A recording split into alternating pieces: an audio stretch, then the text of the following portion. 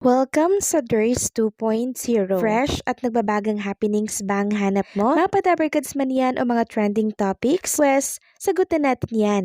Kaya naman isubscribe nyo na ang ating channel para sa mga nagbabagang balita everyday. Welcome back again sa ating YouTube channel mga Kadabarkads, and for today's video, ang pag-uusapan natin ay tungkol sa mga importanteng kaganapan sa loob at sa labas ng Itbulaga. So kanina, masaya tayong sinalubong ng mga Dabarkads natin dito po sa EV Studio, and talaga namang to the highest ang level ng energy. At marami nga po mga Dabarkads natin ang nagtatanong kung ipupush daw po ng Itbulaga or ng TBJ ang Matsi na tambalan po ni Roel Carino and syempre ni Topsy or ni Raisa May Dizon. May nagsasabi na wag na daw ituloy mga Kadabarkads, at meron namang nagsasabi na ituloy daw for fun. Para sa akin mga Kadabarkads, wala naman pong masamang ituloy ito kasi nga po mga entertain lang naman sila dito sa Itbulaga. Papasayin lang naman tayo ng mga Dabarkads natin dahil sa hashtag Matsi na yan na kinagigiliwan ngayon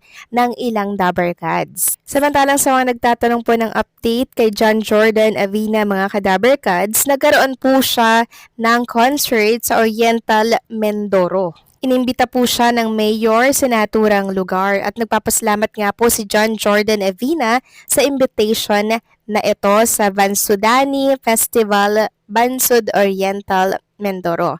Sabi niya, thank you Bansud Oriental Mindoro, Mayor Ronnie Morada and Bansudeños for the warm welcome. Happy Bansudani Fiesta po sa inyo. So ito po yung nangyari January 19, 2026. Samantalang next topic naman tayo, pag-usapan natin mga Kadabarkads ang naging revelasyon po ni Mr. Willie Revillame dito po sa TV5 at kay Mr. Manny V. Pangilinan. Bakit nga ba na-cancel yung kanyang programa na dapat ay i-air po dito sa TV5?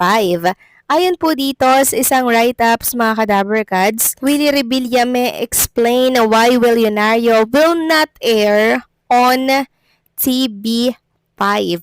So, himayin natin yung mga sinabi niya mga Kadabarkads.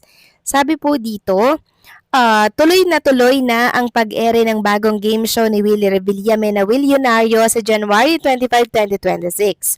Pero, taliwas sa mga naunang ulat, hindi ito sa TV5 mapapanood kundi sa sariling website ng show, ang willionario.com. Pero posible pa rin daw itong magkaroon ng tahanan sa Free TV, pero inaayos pa iyon ni Willie sa ngayon. Ito ang inanunsyo ni Willie sa solo press conference niya para sa Willionario na ginanap sa Seda Hotel North ngayong Martes, January 20, 2026. So kahapon, unang ipinaliwanag ni Willie sa press kung bakit hindi natuloy sa TV5 ang pag-ere ng Willionario. Noon daw po kasing December 21, 2025, kinumpirma ni Willie sa cabinet files ng PEP 9 p.m. ang time slot ng Willionario sa TV5.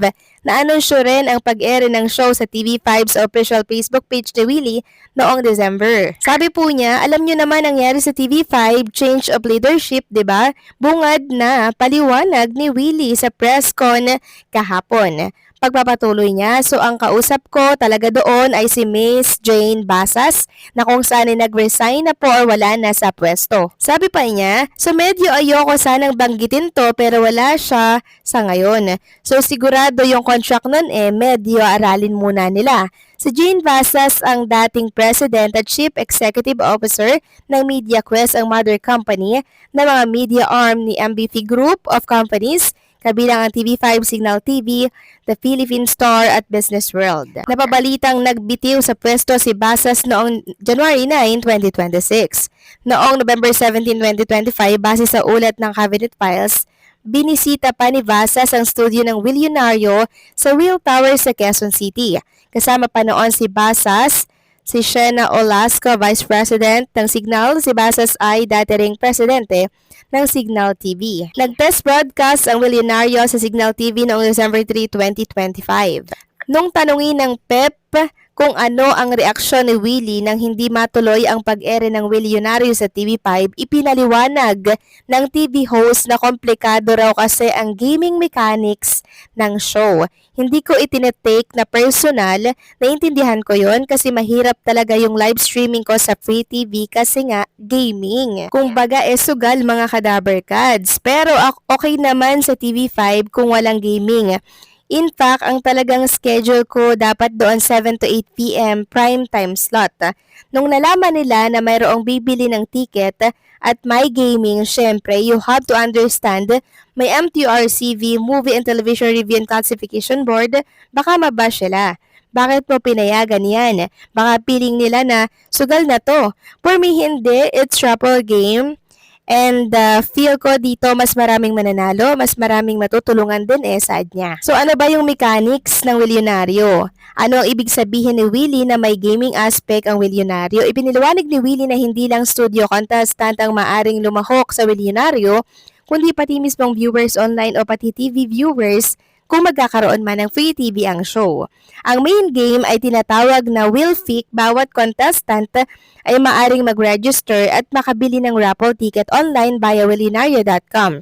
Kada ticket ay nagkakahalaga po ng 20 pesos. At sa bawat episode ng Willionario ay mayroong 3 raffle draw para sa Will Pick at bawat raffle draw ay may tsansa ang contestant na manalo ng grand prize na 1 million. Para manalo ang isang contestant, kailangang mag-match ang 4-letter, one color pick na mabubunot via electron, raffle, randomized sa Willionario Studio.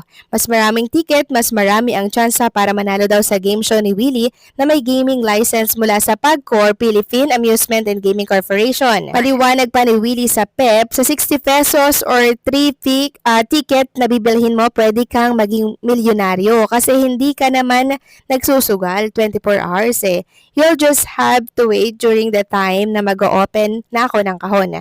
Yun ang pinaka-main game, yung Will Pick. Samantalang ito naman po yung ongoing nego with Signal TV ni Mr. Willie. Sabi dito, sa kabilang banda, ibinalita ni Willie na ongoing pa ang pakikipagnegosasyon niya para magkaroon ng Will TV sa Channel 10 Signal TV.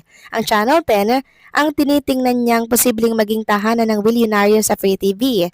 Pero hopefully yung Channel 10 ng Signal kung maayos namin ang pag-uusapan, ang contract, baka yun matuloy if ever na okay sa kanila. Syempre, you have to understand dahil meron tong pagbili ng ticket, diba? So, kailangang ingatan talaga, hindi pwede sa Free TV. But I think sa Signal naman po pwede ka.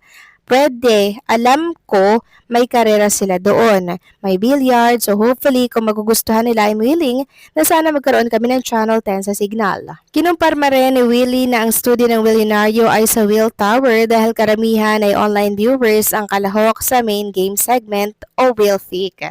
Ng Willionario, naghahanda si Willie ng ibang segment para naman sa studio audience.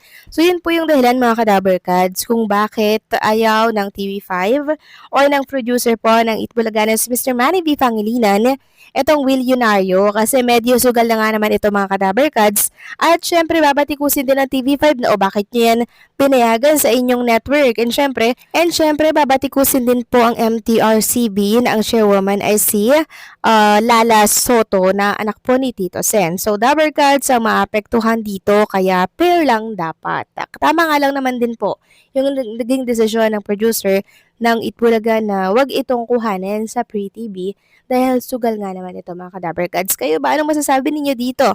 Please comment down below and syempre don't forget to like, share, comment, and subscribe.